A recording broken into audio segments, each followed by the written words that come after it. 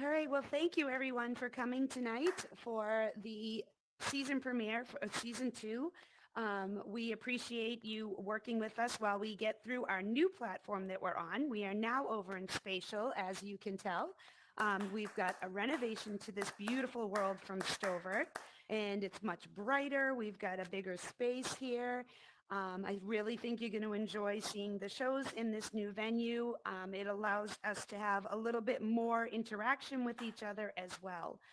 I'd ask you to please be, respectful in Spatial. We don't Amplify. have the same.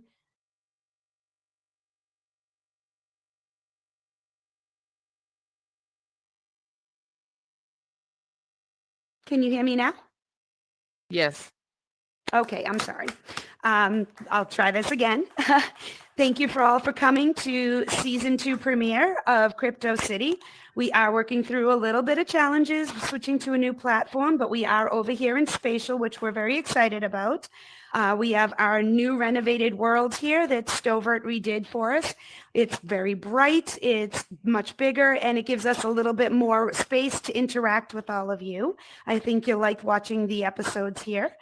We have new guests to bring to you this season, starting tonight with our friend Token Gamer from Blockchain UniVRse.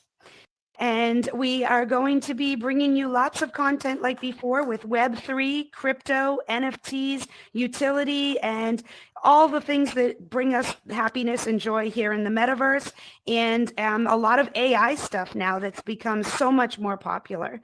So I want to thank all of you for showing up tonight to be here with us. And Token Gamer, thank you for being here with us as well. Thanks for having me. How's it going, everybody? Some of you may remember that I actually, before I did Crypto City, I used to host a show called Yummy NFTs, which was Token Gamer's show for Blockchain UniVRse. And we worked together over there on that platform in AltSpace. It was great. I got to meet a lot of amazing people who did NFTs. And it kind of sparked a little bit of interest in me to learn more, which is why we started this show last season. So now I get to bring you on as my guest instead of me being on your show. Love it. I'm all supportive of it. So glad to have had you over the years and watch you grow from platform to platform, apparently. I'm loving the new space. Crypto City is growing, and I can't wait to see it grow some more. Thank you. So when you started doing Blockchain UniVRse, when I first met you, one of the biggest things you were doing was crypto, and you had Crypto Mondays that you would have everybody come together and kind of talk about the market. And we've just kind of gone through a really tough year on all markets, not just crypto, but also, with stock markets as well. So, I mean, that was your foundation. Are you still actively following, the crypto market? Are you still actively involved in it?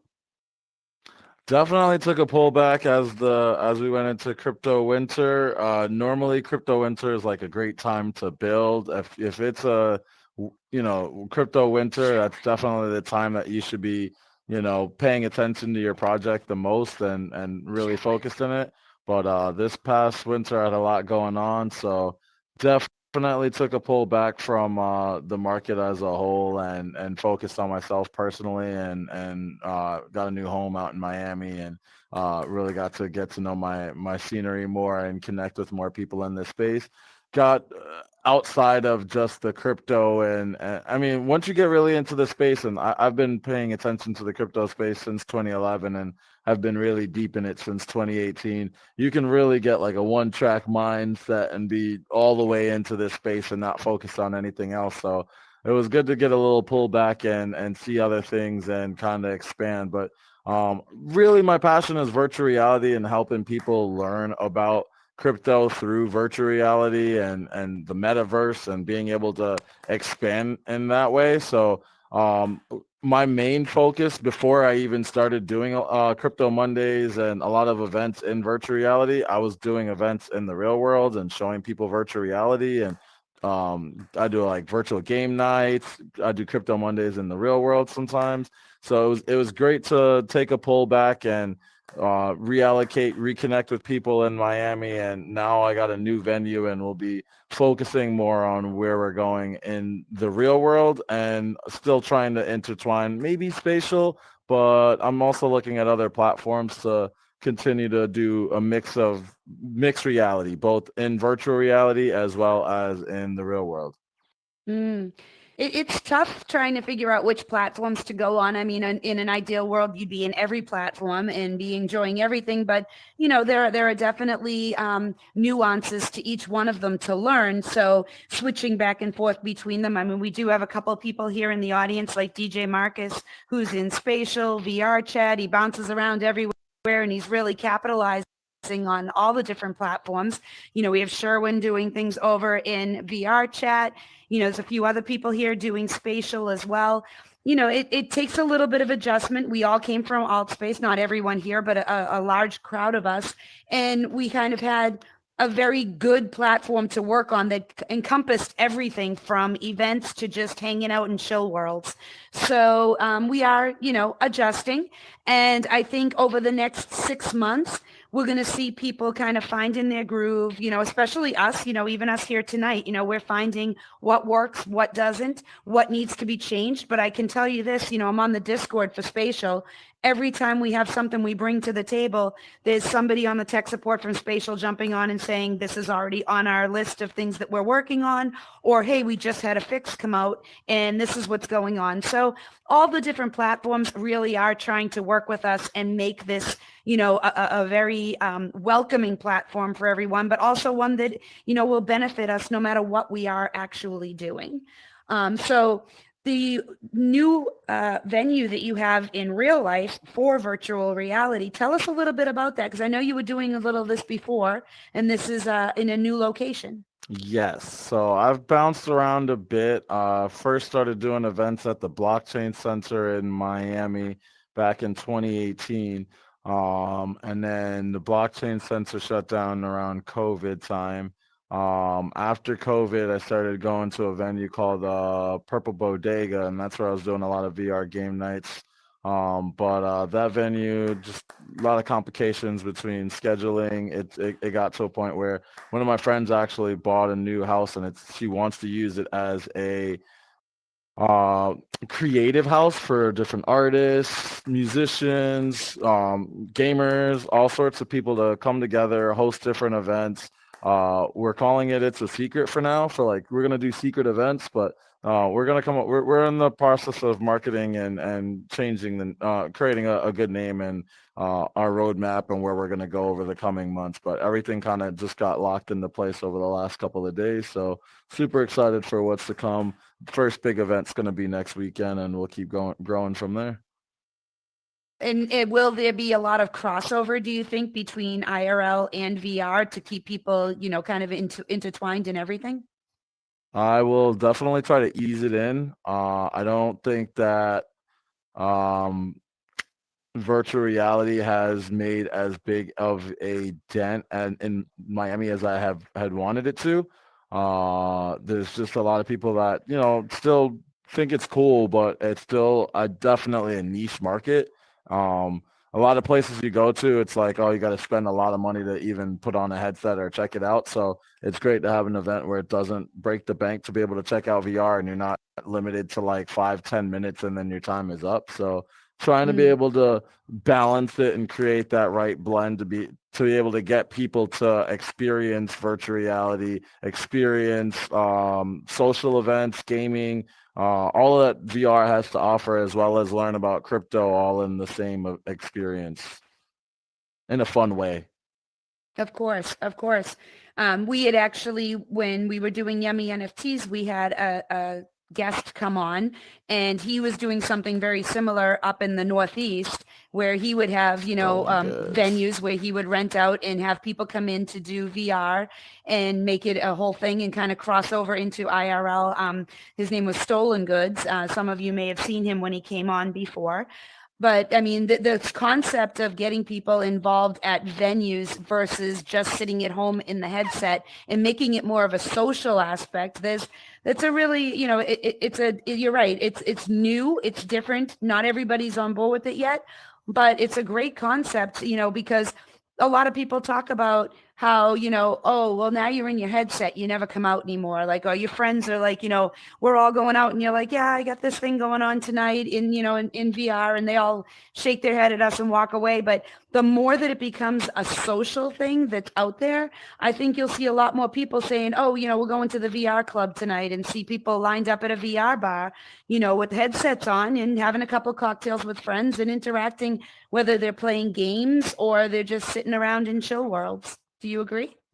Absolutely agree. And I think that, that brings another aesthetic to it where you have friends. Like, I'm originally from New York, but I live in Miami. I would love to be able to connect with some of my friends from New York while I'm out and about in Miami and be able to and tell them like what club we're going to, and they can be able to show up at that club and be able to participate while we're there. You know what I mean? Mm. Being able to put on a headset there, or whether augmented reality, let's see if this is actually going to be that year where people get to walk around with AR headsets. Supposedly Apple's coming out with their XR headset. I think we're still in the really early days of this mixed reality or extended reality space, as people are going to be blending realities between being at home in VR or being in the real world in VR, or just being in the real world. And we're going to have that in some instances perfect blend, and in some instances, like you said, some people are just going to think, oh, you're only in VR, oh, you're only out and about, you don't come to VR anymore. But I think we're Mm. going to find that right balance as the platforms evolve, as the technologies get better. I know some of my friends just aren't really into VR because they think that the headsets are too heavy and clunky. We see that I the agree. Oculus 3 is coming out. If anybody's been paying Mhm. attention to the rumors, supposedly going to be, I forget how much percent lighter, but way lighter than the Quest 2 if you have a Quest 2 on. So definitely excited to see what happens with that. So I'm hoping to build up enough events and make enough funds to be able to buy multiple Quest 3s once those drop. So that way, hopefully that's something that engages people more when they have lightweight headsets to put on. And, maybe then they'll want to be able to buy headsets and join us from home. I couldn't agree more. I mean, I personally, there are days when I'm on here multiple events during the week, and just my head and neck, I'm like, oh God, I just can't wait to get it off. But and I would love to think that the technology that they have out there right now, like for people who had Rifts before the Oculus, they always rave about how Mm-hmm. it was so much more lightweight. So I know they can do it. It would be ideal if at some point they were just glasses. Glasses would be amazing. Like, just something so it wasn't sitting so strongly on your head. But, I mean, the technology is changing it constantly. And I know that Apple has been working on that. I also know right now Apple's, release is a little bit pushed out, and also the fact that it's going to be significantly more expensive. So I think as Mm-hmm. much as I love Apple, I just also think that they're right now are probably not going to suck the masses in the way that Meta and Oculus is, because the price point is much easier on the wallet. Absolutely agree. I think it's going to be a niche market for the wealthy that will join in on the Apple headsets, but I'm really hoping that it will spawn a bunch of competitors that will create more headsets. Hopefully we'll see like the Pico Neo will be available in the United States soon, and hopefully we'll see more headsets that are available to both virtual reality and augmented reality users. So for those that might not be well aware of augmented reality, think of like Pokemon Go. The two of us are on the stage right now having a conversation. We're all able to see this world and be in this experience, but somebody that has an augmented reality headset might not need to see the whole world. They could just be able to wear a headset and be able to see the two of us on stage having this conversation with their augmented reality headset, and still be a part of the reality without needing the full virtual experience. Mm. It's definitely interesting. I mean, and we're seeing between augmented reality and the combination of AI lately, we're seeing more and more things come out. I mean, we talked on one of the other episodes about, Snoop Dogg doing his AR bottles of wine and champagne. There's a few other people now doing coffee. There's a lot of AR coming out into everyday things, not just gaming, not just, the VR type stuff, a lot more just regular stuff. You've got a lot of big brands like Nike is doing the sneakers. You've got a lot of different everyday items being brought into, this realm. And the more, the easier it is for people to have access to it, the more they're going to be interested in it, because people inherently tend to be, well, yeah, that's interesting, but it's a lot of work. So they just want things that are easy, but they want things that are cool. So this is cool. Make it easy for me to have access to it. Oh yeah, I mean, I think it comes down to the use cases for it. A lot of people didn't really have a use case for using the internet until Amazon, until Google, until more and more websites that, made it apparent that it would be easier for them to get access or the content that they want or desire without needing to know how it works or how to build it or how to do it from scratch. You don't need to know how to make Google or how to make a search engine to know how to use Google, right? So things are going to get better as more content is available. And then you kept talking about AI a little bit. I'm really excited to see what happens as that space evolves, as I'm sure a lot of people here have been paying attention to like the likes of ChatGPT, Bard. Mm. Microsoft has enabled ChatGPT and Bing, and we're going to see a lot more competitors in that space. If you're an artist, I'm sure you're aware of like Mid Journey and a few other platforms. This space is just continuing to evolve every day, and it's really exciting to see what happens next with technology. Oh, absolutely. AI is just mind blowing. The amount of things each day that are coming out. I mean, that is not a slow growing item. I mean, the burn is like fast. I mean, everything is just every day more and more things, whether it's, stories being written, art being created, movies being put together. I mean, all of the technology. I mean, Websites. it's crazy. Yes. They're full on websites with a couple of keywords. It's insane how much is coming out of this. I'm super It excited is, to see what and comes. as am I. I'm super excited to see as this space continues to grow, but it also makes me wonder, the rate of growth that we've seen over just the last couple of months with AI. Like ChatGPT just came out in November. It's Mm, March, April, and it's one of the most used applications out there. If I'm not mistaken, it's now surpassed TikTok, which is mind-blowing to crazy. me. Hmm. So if we got that much exponential growth, think of a growth curve starts off like pretty much slow, but AI has kind of made that rocket ship type blast into the air. Where are we in that growth curve with AI and with NFTs, cryptocurrencies, as well Hmm. as augmented reality, right? Are we really far behind AI? Like, I'm really curious as to like when will AI or not AI? When will virtual reality pick up the momentum? I really thought around COVID that was going to be our rocket ship moment. A lot of people got into crypt VR, heard about it, bought a headset, but like even my roommate bought a headset and never uses it. You know what I mean? Like Mm. I don't I don't know if VR is going to be too hard or if the technology is just not quite ready yet. And AI has been baking for so long. And now that it's available to the masses, it's pretty much taking off like a rocket ship. Whereas do we need to like let virtual reality and augmented reality bake a little bit more before we get some actual use cases that everybody's going to want to utilize virtual reality for? Or are we just early and we need to go through this growth at the rate that we're going through in order for people to come up with great ideas like this to be able to have content? It's really kind of like a chicken or the egg situation to me, where it's like, what comes first? Do we need to be able to create good content in order for us to get more users, or do we need to have more users in order for us to create better content? Right, right. I mean, it's symbiotic, so it's very. There isn't a clear answer on that, and I would love to think that what you touched on earlier about AI is taking off. How far behind are we? I would love to think that we're not that far behind. And, as you mentioned, people coming on during COVID, I knew nothing about any of this before I came on. And I mean, for me, it was just like I got submerged in it and I loved it and I just ran with it. And I was like, what more can I do. But I mean, I do think that there are some people who saw it as, it's all right. It's just a gaming system. But like when I have it on, I can't multitask. I can't do what, like I'm in it and that's it.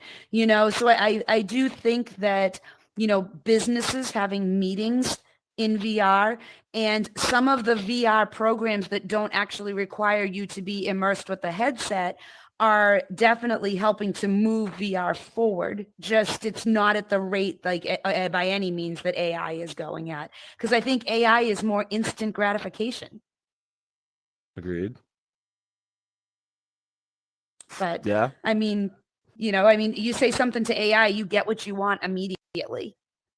In VR, again, it comes back to what's easy and what requires more work. So I think that's part of the reason why AI is so on fire, is you can immediately have the best answers that you could ask for. How do we do that with virtual reality and crypto? Because it's, the amount of knowledge that it took for you to catch up and be aware of, how to use a wallet, how to get your USD into specific cryptos, how to, buy an NFT or make your NFT a POAP or any of the so forth. You got classes and stuff that you can go to, but it's such a learning curve as opposed to you don't need to really have a learning curve for AI. You kind of just do it and it does what you want. No, you're totally right.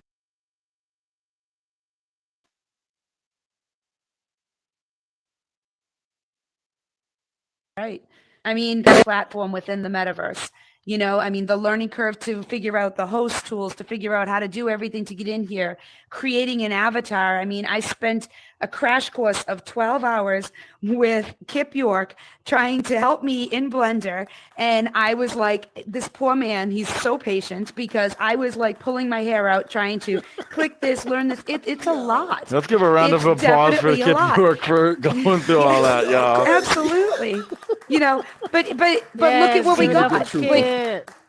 We got it, but it was a lot of work. So that goes back to AI. You put in what you want, you've got it immediately. Everything else in VR, it's a lot more work. So I think that the only way you're going to get the ratio of people to shift and to have the incline that you want, they've got to make things a little bit easier. And, we don't really necessarily want that if you're in a world building or you're into creation and development, because if you make it easier, then anybody can do it and then you're not necessary. And that's what AI is showing, that there's a lot of things that people are not necessary for because AI can handle it on its own. So where is that happy balance where you have the amazing technology and the wow factor of everything that's done without replacing humans and their value that they bring to the ecosystem? Agreed. I think it all comes down to content.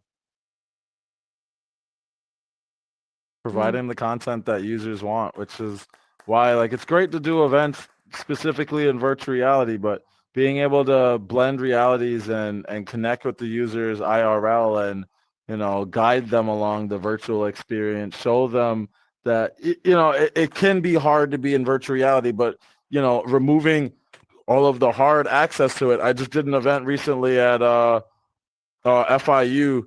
Blockchain at FIU is shout out to my friend Juliet. She does events at FIU and educates a lot of the Juliana. I don't know why I said Juliet. Juliana does events with her school and educates a lot of the students there on blockchain and connects with a lot of different people within the space. And I think it's great what she's doing. We did a game night the other night. I came through with the virtual reality headsets and we talked to students about metaverse, got people to play blockchain games for the first time. And I made it very easy for them to access metaverses. They don't have to go set up a wallet, to sign up an account, download the app, buy a headset. Removing all of that barrier to entry and kind of just giving them a headset, putting it in their face and showing them how to experience and have fun and giving them a taste I think that's what we need a lot of, and it can't just be on people like me or Stolen Goods to be out there to give people this taste of what virtual reality is. You know, if you got a headset and you've never let anybody else wear your headset, I feel like I shouldn't call you the problem, but you're a part of the problem. You know, it comes, if you have a headset, share it with the world. Make sure people around you are experiencing what you have access to, so that way they want access to it as well. And this community continues to thrive and grow. I agree with that completely. I get excited to tell people about it and I want to show them, and some of them are a little bit tentative of it, but others are like, yeah, I'm interested. I want to see what this looks like, and I've brought a few people in to get them to check it out and they've actually been amazed by it. They're like, that's kind of freaky, but I'm actually amazed. That's the response I usually get. It's a little freaky, but I'm amazed. Well, you also So, mentioned that you talked a little bit about NFTs and you just had NFT Miami, correct? yes, yes. Thanks for coming back to that. So, NFT Miami was this past weekend, the 31st, the 1st, and the 2nd. I was working on the 31st, so I didn't get to go to opening day. Something came up on the 2nd, so I missed a lot of on the 1st, so I missed a lot of the events on the 1st, but I did get to go on Sunday. Stop by all the booths. I went to the first NFT Miami last year. I feel like it was bigger last year. I don't know if why it was a bit smaller. There was definitely less booths than before. You would have thought that it would increase, especially since we're kind of in the midst of a brand new bull market. So hopefully next year it'll be way bigger, as I'm sure we'll be at the peak of the bull market. But yeah, it was a good experience still. I got to meet with a lot of new faces, as well as a lot of people that have known me in the Miami crypto scene since 2018. It was really good to see a lot of familiar faces, catch up on a lot of projects that my friends have been working on. Meet a lot of people from all over. I met some people from UK that came out to Miami and showed off their project. I'm trying to remember some of the name of the projects, if there was anything that like really popped to me that would grab you guys' attention. This one guy was doing an XR project, actually. That got my interest. I'm trying to remember the name of it. Fight or Flight? I don't remember the name of it. I'd have to go pull it up. I have all the stuff in my book bag still. But basically, they had like VR experience with like AR assets. All your NFTs could be in AR, and you could be able to, they said that the goal is to be able to mix both AR and VR and be able to play the game in either option. But right now the game is only in VR, and you can be able to like view your assets in AR. I'm gonna have to find it and like send you the link or something to let you guys check it out if it's something that grabs your interest. There's a few other games that I saw there.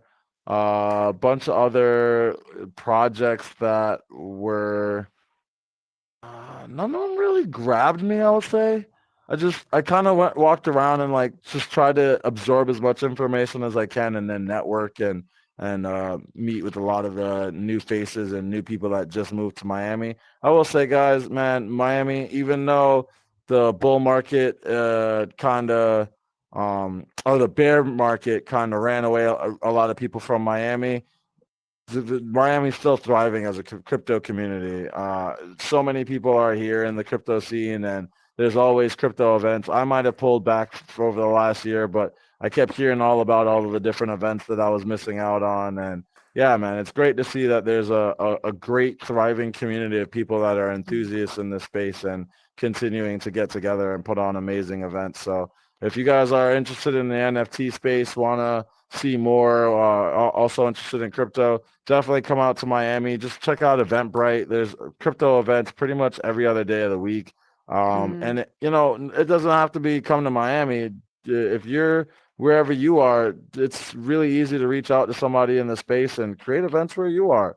You can make your own crypto meetup, your own crypto hub. You don't have to be like Miami, but Miami definitely, I feel like, is one of the largest in the United States at the moment. I would agree with that. And you're right, Eventbrite is great because I actually have looked on there. Eventbrite, everybody has that. If you're in the US, you can put in your city and it tells you events that are happening around you. And sometimes they'll be free, sometimes they have costs, but you can go on there and find, like he was talking about crypto events. There's also VR things. There's classes to learn different technologies. Like I found a Unity class on there at one point. There are programs on there for this type of stuff that you can go on there and learn about Web3. You can go on there and learn about NFTs and utility. There's all types of events. Sometimes they are just local people throwing together an event, and sometimes there was a couple that were run by some of the colleges around in my area. Awesome. Because I'm up in the Northeast and we have a lot of schools up there. So they had in Boston, there was like a symposium and they had a bunch of, classes that you could take and check out some of this stuff. So that is a good resource. Thank you for sharing that. Did you Absolutely. find, mm, I'll also mention that FIU is now doing classes on crypto and crypto education. So I think that's pretty cool that more and more colleges are. I don't know if they have a degree specifically on crypto, but at least there are classes now that you could take and learn about cryptocurrency in colleges around here. So yeah, this space is continuing to grow. I'm excited to see where we go next. nice. Now, did you find when you were at NFT Miami, did you find that there was any sort of trends? Like, is the NFT community down there still primarily focused in like, art and visual, or has it transformed a lot more into utility? Did you see any cool uses down there? There's a few projects that we're talking about utility, but I still feel like their term of utility was just in terms of investments, which I Okay. don't feel like that gravitates to the average user. Um, Mm-hmm. and in terms of art NFTs, I'm sh- I'm shocked that they had such a small art NFT section. What actually was interesting to me was that there was a big focus on, at least on Sunday, the day I went, a big focus on music NFTs. There was a lot of musicians there that were, pitching their NFTs to me, and like kind of like back in the day when I used to live in New York and people would walk up to you and like try to sell you their discs, their CDs, their tapes, selling cassettes, selling all that stuff. Now it's kind of like selling NFTs and, here, like, let me give you my mix track. And like, they give you their SoundCloud with a couple of songs on it and like one track. And it's like, oh, if you want it, you could buy my entire NFT album. And I'm just like, wow. Like that was a little mind blowing to me. I listened to a Mm. couple of talks. They had like some musical lawyers and stuff like that are like helping people with rights and whatnot in terms of musical NFTs. I thought that was pretty interesting that like the art program of the week of the day that I went was very minuscule. There was a way more gaming booths than there were art booths. I feel like I saw maybe two artists at the entire event on Wow. Sunday. I Okay. went pretty early. Interesting. I'm sure more artists came later on throughout the day, but I was really shocked that like there was such a small little area dedicated to art and everything else was gaming, music, and investments. I am surprised because Miami is such a hotbed of artistry anyway. So that's interesting. Agreed. So what do you think, obviously you've got your new venture that you're going to be starting with, but what do you think is next for you within this whole Web3 realm? I really am interested in creating my own platform. Uh, I I I would love to be able to uh, in bring together the cloud and virtual reality. I feel like a big problem with just the way that the space is that everything is being run native to your headset, and it really just depends on how much processing power you have. I'm very sad because I used to be a big advocate for a platform called Google Stadia. I don't know how many gamers are out there and how many people checked it out, but as long as you had a good internet connection, Google Stadia was dope. Now, if you had a bad internet connection, I could see where you thought it was trash. But uh, having your entire game console be in the cloud, not needing an Xbox or a PlayStation, I I I miss it to an extent. Like it's really sad that Google killed it. I mean, there's other platforms I just haven't had time to really dedicate to it. I'm such a big avid Google user, so having Google have a gaming platform that I can easily access from my phone or from my computer and jump into a couple of rounds of a video game and then jump out and continue about my busy life. I thought that was very soothing and stress releasing. Whereas like now it's like if it's not on my Switch, I don't even see me buying it. Like I would love to buy a PS5 and sit down in front of the TV and play video games, but I don't dedicate that much time to it anymore. I love that, I have a Quest 2 so I can like bring my VR headset with me to a friend's house or something, show them VR, play. There's a couple of times where I've been like on a bus or something and it's like, oh, you know what? Let me jump into my headset and get some work done as opposed to needing a console in front of me. So I don't know. I really would like to see that be done for social space. I wish that like Facebook Horizon or something would make a all Mm, cloud-based social platform rather than having a platform that's native. I'm very intrigued by that. I'm by no means a developer, so would love to find the right team to kind of recreate what Google was doing, but instead of it being a platform of a bunch of different games that you can go to in a store, I'd really want to build that metaverse that's just all in the cloud. As soon as you open up this website, it's just completely running in the cloud. You're in this metaverse and you could just hop from world to world to world, run from space to space, and everything's all computed in the cloud and not on your headset, so you can be able to run it on whatever headset from your phone, from fucking AR glasses if you wanted them to be the size of like regular glasses. I could see where that would be the use case, because right now if you want glasses that lightweight like the glasses on your head, it couldn't, because you need way more computing power in order to run it. mm. But if you had something that's not computing on your face and it's computing off of a server in California somewhere and just streaming to your headset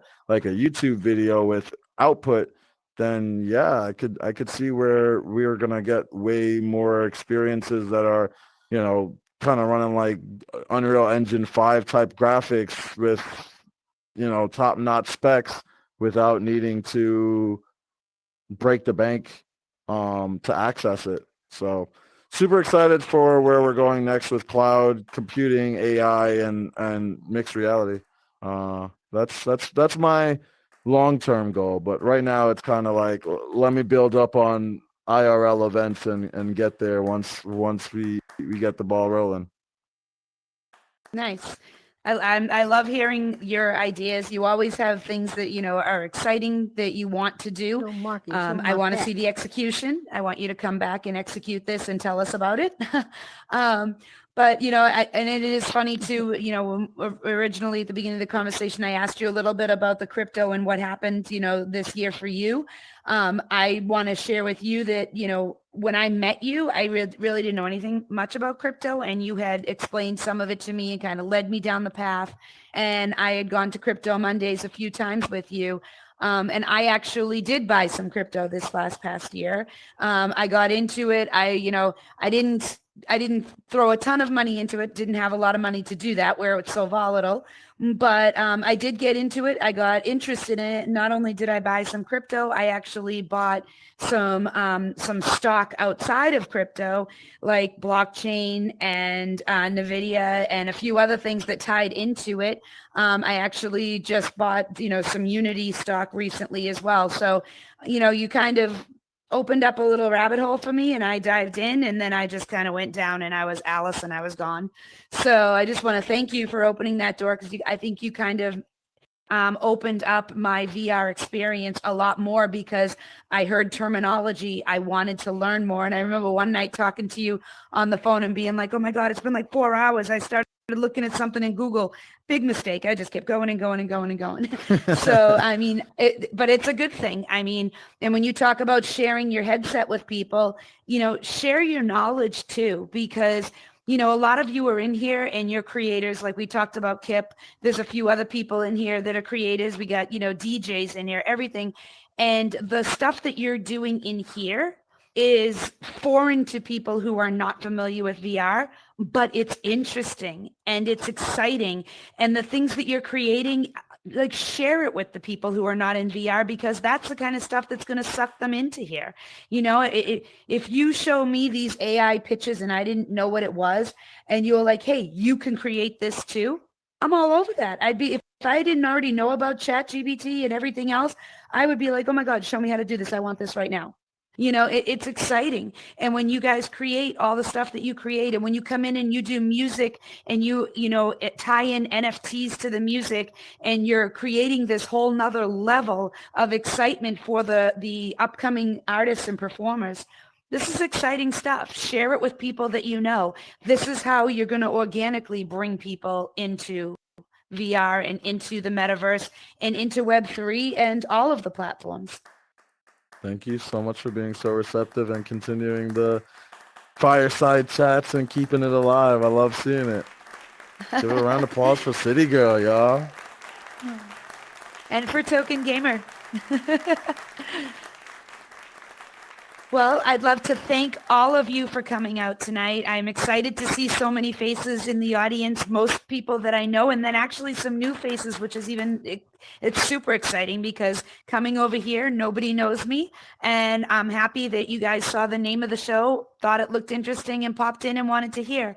And I hope that you guys will be continuing to come back each week. Monday nights, 9 p.m. Eastern.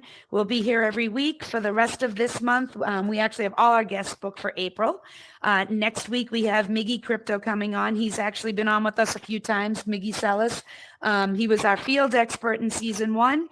He's going to still be helping us out in season 2, but he's going to become a guest pretty much more regularly on here now. And we also have DJ Marcus.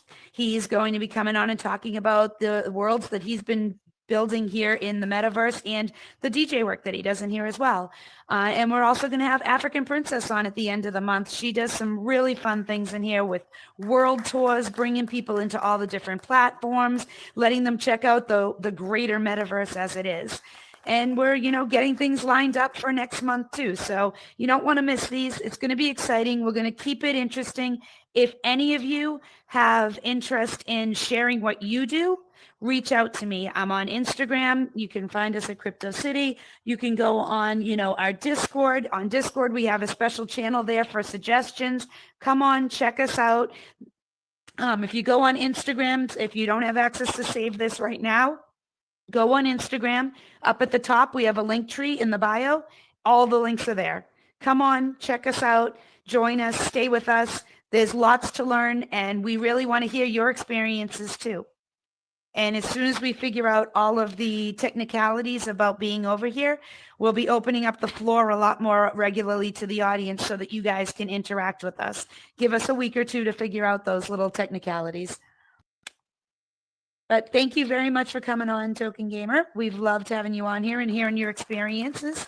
And I do want to have you back here in the future with your execution of your idea. For sure. I'll be here.